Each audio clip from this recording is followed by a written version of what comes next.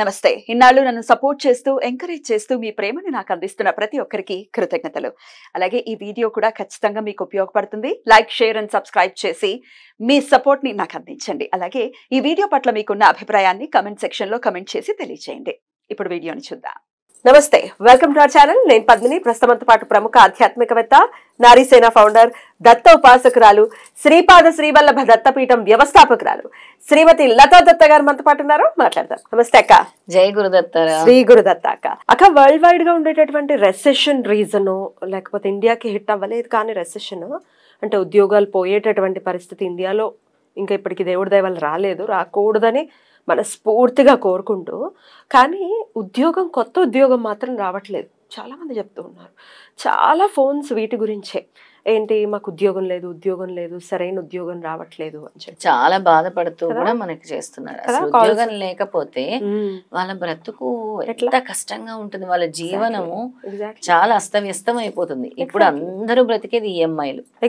ఈఎంఐలు లేని బ్రతకంటే నిజంగా వాళ్ళ అదృష్టవంతం. మనం నిజంగా ప్లాన్ చేసుకోవాలి. వద్దు ఈఎంఐల జోలికి వెళ్ళొద్దు, డబ్బులుండ కొనుక్కోవాలి, లేకపోతే కామ్గా ఉండాలి. అతి దారుణంగా ఈఎంఐలు ఒక్క నెల కట్టకపోతే పేరుకుపోయి అప్పుగా మిగిలిపోయి, మళ్ళీ వాళ్ళకి ఇప్పుడు ప్రత్యేకంగా సిబిల్ ఉంటేనే లోన్లు వస్తున్నాయి.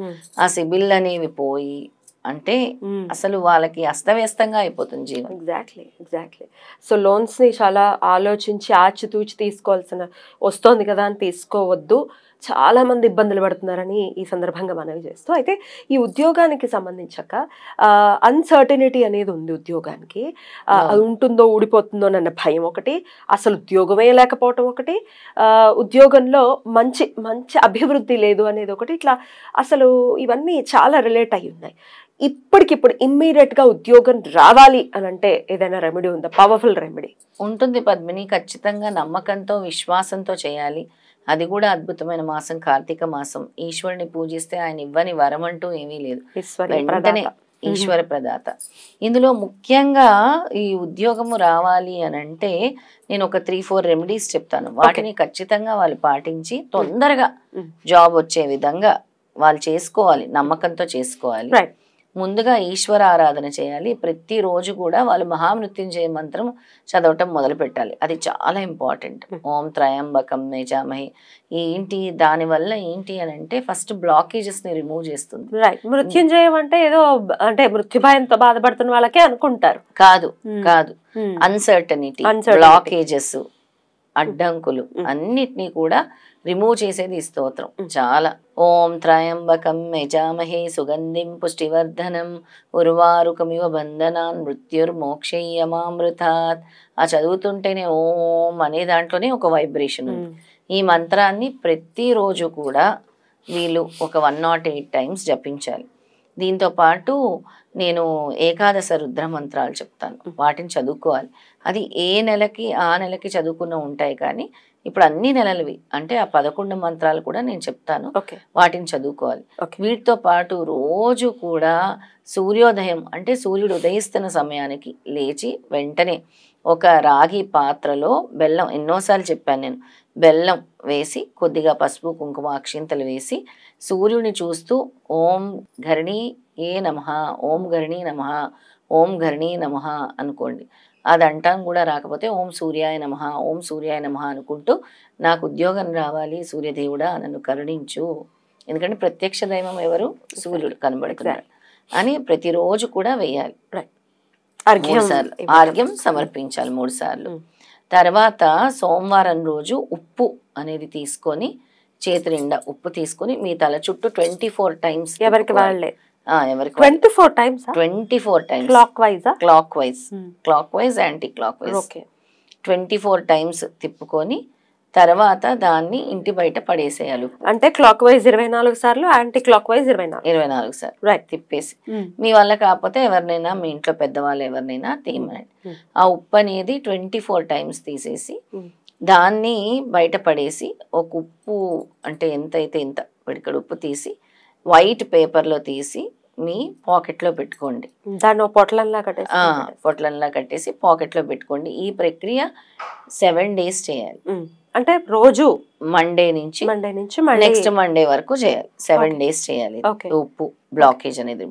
అలాగే నిమ్మకాయ, అంటే ఆ ఉప్పుని జేబులో పెట్టుకుంది ఎప్పటికప్పుడు తీసేయాలా? ఉప్పు ఉంచుకోవచ్చు మీరు.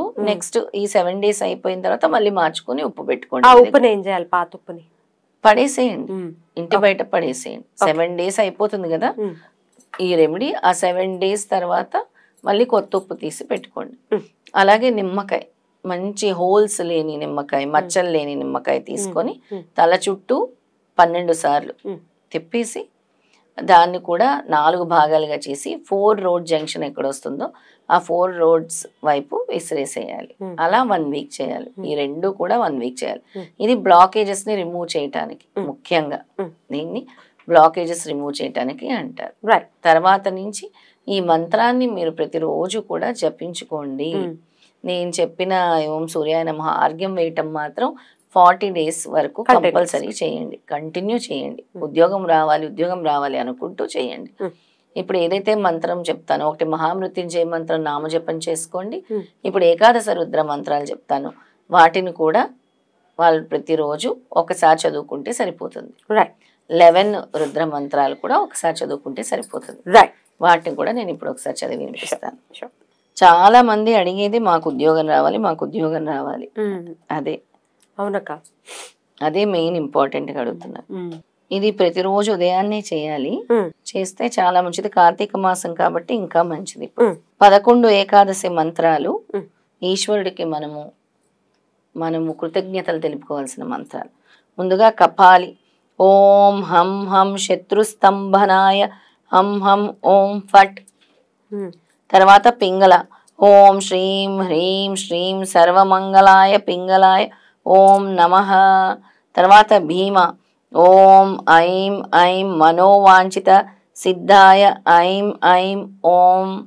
తర్వాత విరూపాక్ష, ఓం రుద్రాయ రోగనాశాయ అగచ్చ రం ఓం నమః. విలోహిత, ఓం శ్రీం హ్రీం సం సం హ్రీం శ్రీం శంకరష్ణాయ నమః.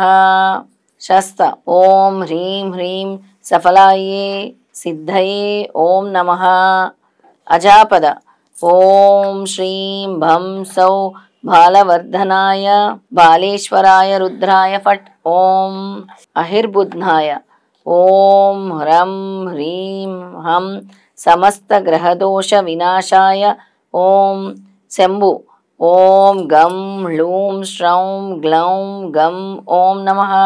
చంద, ఓం చం చండీశ్వరాయ తేజస్యాయ చం ఓం ఫట్. భవ, ఓం భావోద్భవ సంభవాయ ఇష్టదర్శన ఓం సం ఓం నమః. ఇవన్నీ కూడా ఈశ్వరుడికి, రుద్రుడి రూపంలో ఉండే ఈశ్వరుడికి మనము కూడా ఆయనకి కృతజ్ఞతలు, అలాగే మనము ఆయన్ని స్మరించుకోవాల్సిన మంత్రాలు అన్నమాట. ఒక్కొక్క మంత్రం ప్రత్యేకంగా ఒక్కొక్క నెల పఠించాల్సి ఉంటుంది. కానీ కార్తీక మాసం కాబట్టి 11 మంత్రాలు కూడా జపించుకోవచ్చు. ఒక్కొక్కసారి చేస్తే సరిపోతుంది. వీటిని ఏకాదశ శివ మంత్రాలు అంటారు. అలాగే ఎవరైనా కూడా వీటిని స్మరించవచ్చు. అలాగే తూర్పు ముఖంగా కూర్చొని వీటిని స్మరించాలి. అంటే సూర్యోదయం ఎటు నుంచి ఉదయిస్తాడో అటు తూర్పు ముఖంగా. రైట్, చాలా అద్భుతంగా వివరించారక. ఖచ్చితంగా ఇది చేసుకుంటూ అయితే పిల్లల కోసం మేము చదవచ్చా అని ఖచ్చితంగా పేరెంట్స్ అడిగే పరిస్థితి ఉంటుంది. చేయొచ్చు, ఖచ్చితంగా చేయొచ్చు. కానీ ఈ దిష్టి తీయడాలు ఇవన్నీ మాత్రం ఎవరికి ఉద్యోగం రావాలి వాళ్ళే చేసుకోవాలి. ఆయన కోసం వాళ్ళ ఎనర్జీస్ బ్లాక్ అయిపోతున్నాయి కాబట్టి వాళ్ళే చేసుకోవాల్సిన పరిహారం. మంత్రం మాత్రం తల్లిదండ్రులు చేయొచ్చు, భార్య కూడా చేయొచ్చు. రైట్ అక్క, చాలా బ్యూటిఫుల్ గా ఎక్స్ప్లెయిన్ చేస్తారు. ఇది డెఫినెట్ గా హెల్ప్ అవ్వాలి. ఉద్యోగ బాధలతో ఇబ్బంది పడుతున్న వాళ్ళు దాని నుంచి బయటపడి చక్కగా ఆనందపూర్వకంగా ఉద్యోగాన్ని చేసుకుని చక్కగా సంపాదించుకుని ప్రశాంతవంతమైన జీవితాన్ని అనుభవించాలి. అలాగే ఈ సందర్భంగా ఒక చిన్న మనవి, ఆల్రెడీ ఉద్యోగం చేస్తున్న వాళ్ళు తిట్టుకుంటూ అన్నం పెట్టే బాసుల్ని తిడుతూ లేకపోతే గాసిప్పులు చేస్తూ ఇట్లాంటివి చేస్తే అది లేని అగత్యమైనటువంటి పరిస్థితి వచ్చేస్తుంది. అందుకే ఎప్పుడు కూడా కృతజ్ఞతా భావంతో ఉండాలి. ఎగ్జాక్ట్లీ. ఎవరైతే నీకు అన్నం పెడుతున్నారో, ఏ సంస్థ అయితే నీకు 100% అన్నం పెడుతుందో దానికి కృతజ్ఞతా భావంగా నువ్వు పని చేస్తేనే నీ అభివృద్ధి అనేది ఉంటుంది. ఖచ్చితంగా లేదా నువ్వు ఏడుస్తూ నిష్ఠూరాలాడుతూ చేస్తే నీకు అభివృద్ధి అనేది జీవితంలో రాదు. స్వామి భగవంతుడు ఇవ్వడు. అన్నం సమర్పించాలి, ఓం సూర్యాయ నమః అనుకుంటూ మీ సంకల్పం చెప్పుకుంటూ, అలాగే నేను చెప్పిన ఉప్పు నిమ్మకాయ పరిహారం చేసుకోవాలి. బ్యూటిఫుల్ అక్క, చాలా అద్భుతంగా వివరించారు. కృతజ్ఞతలు. నమస్తే. నమస్తే.